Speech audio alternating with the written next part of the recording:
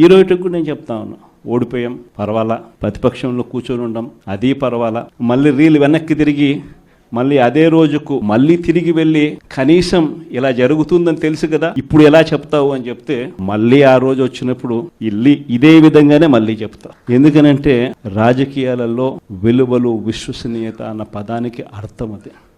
ఎన్నికలు ఎప్పుడొచ్చినా కూడా అదే విలువలు అదే విశ్వసనీయత అన్న ఒకే ఒక్క పదం మీద మళ్ళీ వైఎస్ఆర్సీపీ మళ్ళీ అఖండ మెజారిటీతో మళ్ళీ గవర్నమెంట్.